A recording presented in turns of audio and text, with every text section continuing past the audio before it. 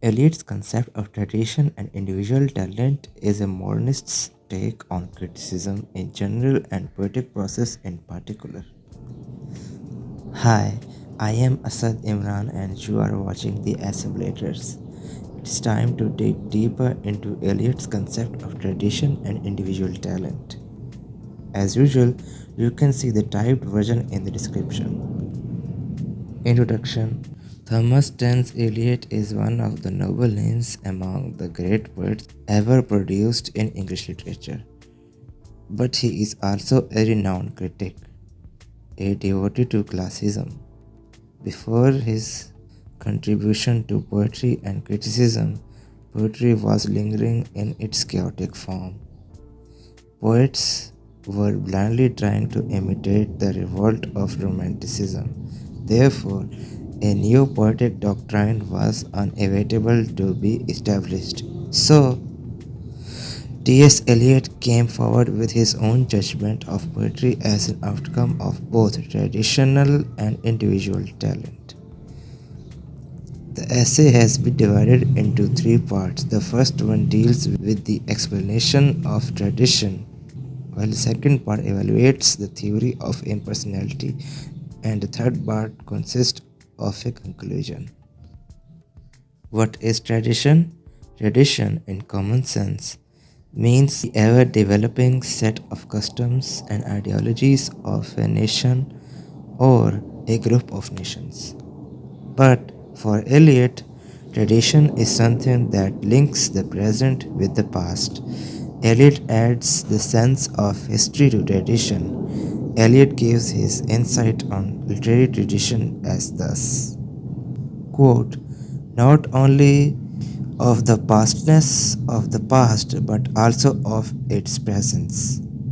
One who has the historic sense feels that the whole of the literature of Europe from Homer down to his own day, including the literature of his own country, forms one continuous literary tradition.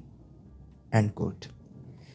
Eliot asserts that in literary tradition, the present is the product of the past and the past dependent on the present to be discovered. Manifestly, tradition is the acknowledgement of the continuity of literature from past to present, a critical evaluation of the significance of old writers in the present age. The knowledge of these old writers attained through a great struggle. Eliot also asserts that the old tradition of literature is followed by a new one, slightly altered according to the trends of the present day. For example, the poetry of Virgil, Dante, and Shakespeare helps to form a new trend in the poetry that should be written in the coming years. What is individual talent? Individualism means subjectivity. Subjectivity is associated with the Romantics because they infused their personal emotions into poetry. Eliot does not agree with Wordsworthian concept of poetry, a spontaneous overflow of powerful emotions. Eliot, however, suggests the business of the poet is not to find new emotions, but to use the ordinary ones. Individuality, in Eliot's terms, is not about subjectivity, it is about being impersonal, removing the personality of the poet from the genius he is intended to compose. Eliot gives the example of a chemical reaction between sulfur dioxide and oxygen under the catalyst of platinum.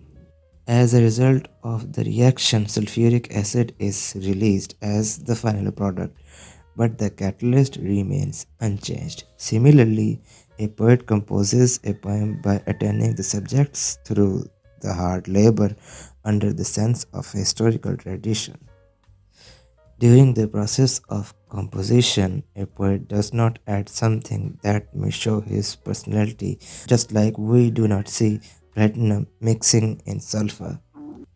In this experiment of poetic creation, the mind of the poet is the catalyst, Thus, the individual talent of a poet is to compose a poem as an individual piece from his poetic personality. Criticism. Eliot has no doubt revolutionized the poetic landscape of the 20th century through his critical essay.